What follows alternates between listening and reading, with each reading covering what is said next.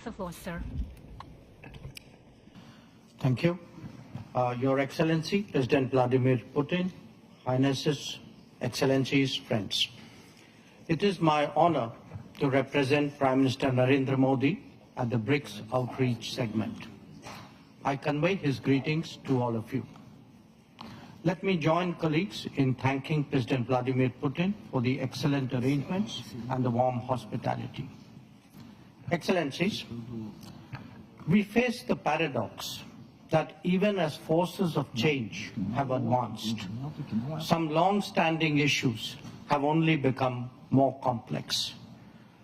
On the one hand, there is the steady diversification of production and consumption.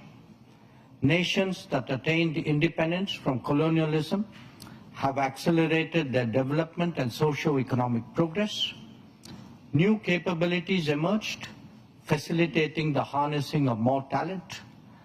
This economic, political, and cultural rebalancing has now reached a point where we can contemplate real multipolarity. The BRICS itself is a statement of how profoundly the old order is changing. At the same time, many inequities of the past also continue. In fact, they have assumed new forms and manifestations. We see that in the access to developmental resources and modern technology and efficiencies. Let us also recognize that the benefits of globalization have been very uneven. Adding to all that, the COVID pandemic and multiple conflicts have aggravated the burdens borne by the global South. Concerns of health, food, and fuel security are particularly acute.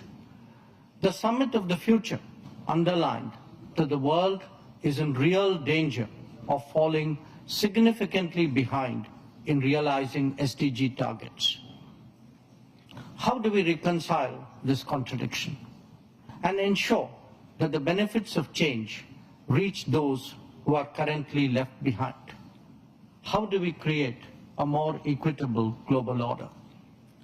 First, by strengthening and expanding platforms of an independent nature, and by widening the choices in different domains and minimizing undue reliance on those that can be leveraged.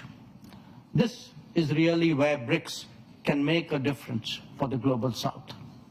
Second, by reforming established institutions and mechanisms, especially the UN Security Council in the permanent and the non-permanent categories. So too, the multilateral development banks, whose working procedures are just as outdated as that of the UN. India initiated an effort during its G20 presidency, and we are glad to see that Brazil is taking it forward.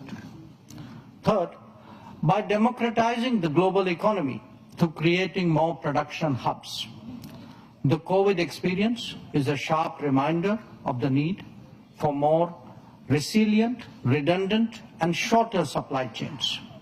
For essential needs, every region legitimately aspires to create their own production capabilities.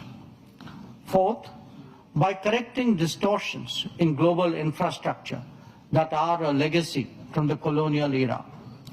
The world urgently needs more connectivity options that enhance logistics and mitigate risks. This must be a collective endeavor for common good with utmost respect for territorial integrity and sovereignty. And fifth, by sharing experiences and new initiatives. India's digital public infrastructure, its unified payment interface, the Gati Shakti infrastructure all hold a larger relevance.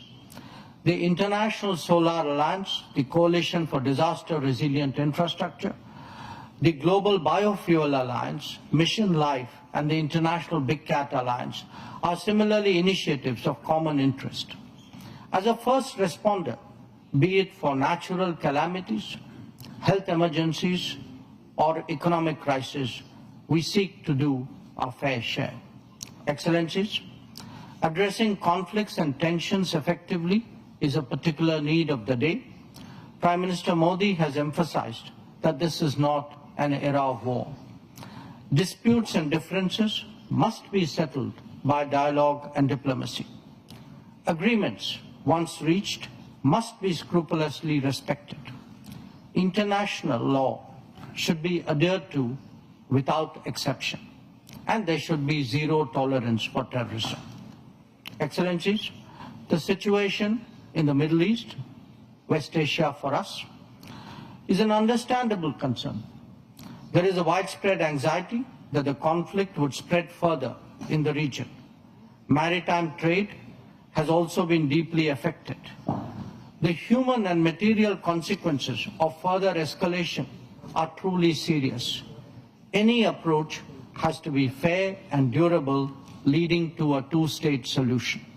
Excellencies, we meet in difficult circumstances. The world must be prepared to think afresh on long-standing challenges. Our gathering is a message that we are indeed prepared to do so. I thank you for your attention. Большое спасибо. Индия демонстрирует